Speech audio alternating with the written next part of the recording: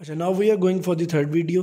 इस क्वेश्चन में अगर हम गौर करें तो इस केस के अंदर मैंने लिखा है जी only to do part number 2 and 3 और सॉरी 1 एंड 3 और 2 और 4 आपने नहीं करना, सिर्फ 1 और 2 आप 1 और 3 आप करेंगे। 1 की डिटेल ये इधर गिवन है।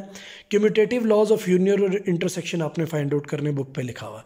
क्यूम्यूटेटिव लॉज क्या होते हैं? सिर्फ ऑर्डर बदलना, यानी A intersection B intersection A के बराबर हो, A union B union A के बराबर हो। ये चीज़ आपने क्या करना है जी, आपने फाइंड आउट करनी है। तो ये अभी हम फाइंड आउट करेंगे इस सारे केस के अंदर। सो अगर आप देखें गौर से इन दोनों सेट्स को तो they are overlapping and they are lapping at 5, 9 and 13। ये वो 3 डिजिट्स हैं जिनके ऊपर ओवरलैपिंग हो रही है, तो ये ओवरलैपिंग सेट्स कहलाएंगे। नॉट डिसजॉइंट और not one is a subset of other. अब मैंने इस फिगर को ड्रॉ किया दोनों तरफ, दोनों प्रूफ इकट्ठे कर दिए हैं। साइड लेफ्ट साइड के ऊपर मैंने इंटरसेक्शन का क्यूम्यूटेटिव लॉ प्रूफ किया है, राइट साइड पे मैंने यूनियन का लॉ प्रूफ किया हुआ है। इंटरसेक्शन के लॉ में मैंने लेफ्ट हैंड साइड भी कर दी, राइट हैंड साइड भी कर दी। पहले से मेंशन कर दिया कि ग्रीन ए को शो कर रहा है, जो ब्लू है वो बी को शो कर रहा है, और जो रेड है वो यूनिवर्सल को शो कर रहा है। अब आपके दिन में क्वेश्चन आ रहा होगा कि इस क्वेश्चन में यूनिवर्सल तो दिया नहीं था, तो सर ने यूनिवर्सल ड्रॉ क्यों किया? याद रखिएगा कि जो बाहर की रेक्टेंगल है यूनिवर्सल, ये आप वेन्स डायग्राम में हमेशा ड्रॉ करेंगे, यूनिवर्सल दिया गया हो या ना गया हो, स्टिल आपको ये ड्रॉ करनी होगी। अब लेफ्ट हैंड साइड में देखें तो मैंने नंबर्स को एज इट इज़ जैसे गिवन था क्वेश्चन में उसी तरीके से अरेंज कर दिया। तो आप अपनी बुक के साथ इसे मैच कर सकते हैं। तो जो देखें लैपिंग हो रही थी वो मैंने सेंटर में लिख दी दोनों सेट्स की, ये देखें। और जो ए के एलिमेंट्स है वो एक साइड पर आ गए, जो लैप नहीं करते थे, और जो बी के एलिमेंट लैप नहीं करते थे वो एक साइड पर आ गए। राइट हैंड साइड में मैंने बी को पहले लिखा लेफ्ट साइड पे, और राइट साइड पे मैंने ए को लिखा, क्योंकि बी इंटरसेक्शन ए है। अच्छा, दोनों के केस में आंसर 5, 9, 13 ही आया इंटरसेक्शन में। सो साबित हुआ कि left hand side right hand side के बराबर है। इस केस में भी अब आप देख लें, मैंने इसी तरीके से मेंशन किया। अब यूनियन तो बेसिकली फुल शेड होता है, कंप्लीट शेड कर दिया गया। जब कंप्लीट शेड देखेंगे, ठीक है जी, और उस केस में मैंने ए यूनियन बी और बी यूनियन ए की ये तमाम लेटर्स लिखे। अच्छा, मैंने इनका ना ऑर्डर सेम नहीं रखा जान के, ताकि आपको जब मैं पिक्चर सेंड करूँगा आप खुद मैच करें कि भाई इधर भी 3 आ रहा है तो इधर भी 3 आ रहा है, ठीक है जी। आप इधर कहेंगे जी ये 3 आ रहा है, इसी तरीके से 7, 7, इस तरीके से आप 11 को फाइंड आउट करेंगे तो देखिएगा ये तमाम एलिमेंट जो ए यूनियन बी में आ रहे हैं वो बी यूनियन ए में भी आ रहे होंगे, which proves that left hand side is equals to right hand side. अब इसके पार्ट नंबर 3 पे चलते हैं। 3 को ज़रा गौर से देखें। ये सेट बिल्डर नोटेशन है। पढ़ी कैसे जाती है? पढ़ी इस तरह जाती है, x such that x belongs to natural numbers and this is a sign of and.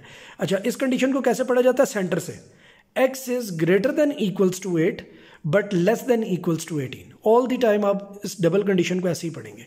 X is greater than equals to 8, जिसकी तरफ एरो होता है वो हमेशा छोटा होता है। So X is greater than equals to 8 and less than equals to 18। तो आप देख लें इक्वल्स टू भी है तो natural number greater than equals to 8 थे, तो 8, 9, 10, 8 इंक्लूड होगा, इक्वल भी है ना। और उससे बड़े कौन से हैं? 9, 10, 11, 12, 13, 14, 15, 16, 17, 18 तक आएगा, क्योंकि 18 के साथ इक्वल है। 18 से आगे आपने नहीं जाना, ठीक है। तो ये तमाम वैल्यूज सी की हो जाएंगी। अब what is D? Y such that Y is a natural number, ठीक है जी, वो नेचुरल नंबर है। And this is sign of and in mathematics. Y is greater than equals to 9 and less than equals to 19। So ये बन जाएगा 9, 10, 11, 12, 13, 14, 15, 16, 17, 18, 19। अब इन दोनों का केस के अंदर भी आपने ये दोनों प्रूव करने, और नज़र आ रहा है कि ये दोनों ओवरलैपिंग सेट्स हैं। क्यों ओवरलैपिंग है? देखें ज़रा, डी के अंदर 8 नहीं आ रहा और सी के अंदर 19 नहीं आ रहा। सो एक एक डिजिट इसका सिर्फ बाहर जाएगा और बाकी तमाम इसके कॉमन एलिमेंट्स हैं, ठीक है जी। सो ये ओवरलैपिंग है। अगर हाँ ये ऐसा होता कि ये 19 ना होता तो फिर आप कहते कि D is a subset of C. आगे बात समझ, लेकिन 19 एक ऐसा नंबर है जिसने ये बता दिया है कि ये सेट्स क्या हैं, ओवरलैपिंग है। ये पार्ट मैंने आपको नहीं करवाया and this is your homework. Question number 1 का पार्ट नंबर 3 ये वाला ही आपने होमवर्क में करना है, या आपने प्रैक्टिस मस्ट करना है। और उसके अलावा फिर आपने क्वेश्चन नंबर 4 की जो थर्ड फिगर है वो भी आपने करनी है। अच्छा, यहाँ पर आप ये सोचोगे क्वेश्चन नंबर 3 सर ने नहीं करवाया, तो वो मैं आपको सॉल्व्ड पिक्चर्स की शक्ल में भेज दूंगा, या एक और लेक्चर उसका डिज़ाइन करके वो फिर मैं आपको कल दूंगा। सो दैट आज के लिए इतना ही काफ़ी है, और आपको पिक्चर्स इन तमाम क्वेश्चंस की साथ मिल जाएंगी। होप सो कि आपको वेन डायग्राम समझ आई होगी। बोर्ड पे ना समझाने का मकसद सिर्फ ये था, ये ज़रा ड्राइंग से रिलेटेड था, और बोर्ड के ऊपर ड्राइंग इतनी प्रॉपर नहीं बन सकती थी।